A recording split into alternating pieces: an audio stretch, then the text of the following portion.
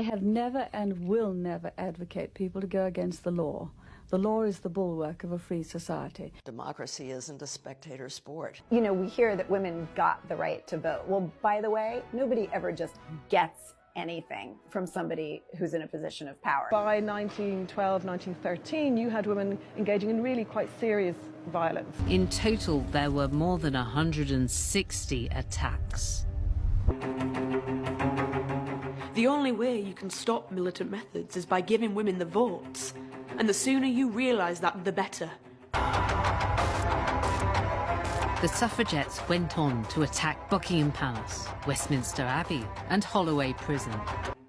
We shall go on and go to prison and come out of prison and be as bad as ever. In fact, we shall go from bad to worse.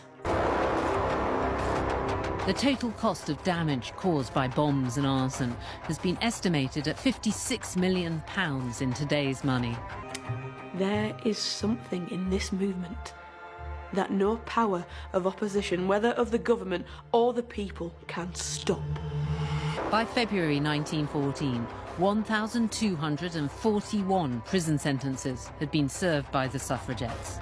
And after a decade of protest and arson and bombs, the suffragettes seemed as far away from getting the vote as ever. But then...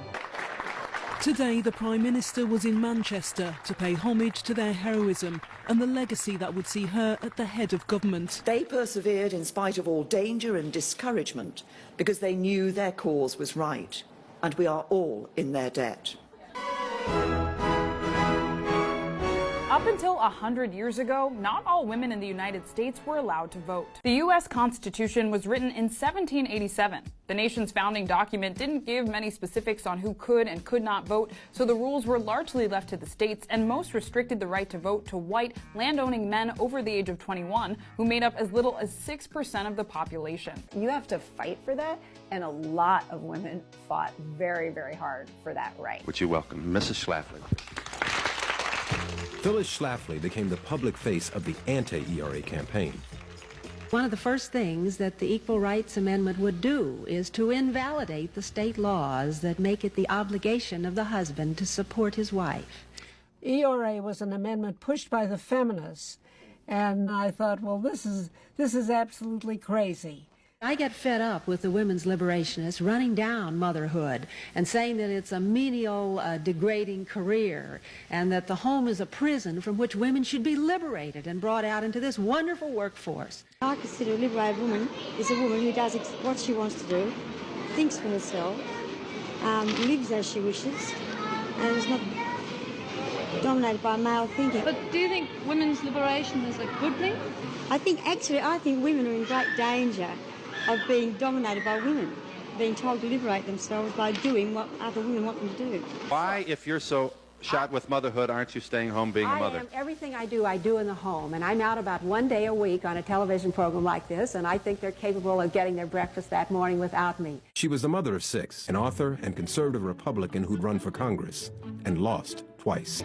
The anti-amendment mail started coming in. You know, an avalanche of letters is a very good thing. One legislator got 50 letters in a day. Opponents saw it as a sinister plot to subject women to the draft, unisex toilets, and possible loss of alimony. Some said it smelled of communism. Women would have to be drafted, just like men, and put in military combat, just like men. They want to give the homosexuals and the lesbians the same dignity as husbands and wives. I know that you have the energy and the dedication to defeat this assault on the family. You can turn back this tide all across the country.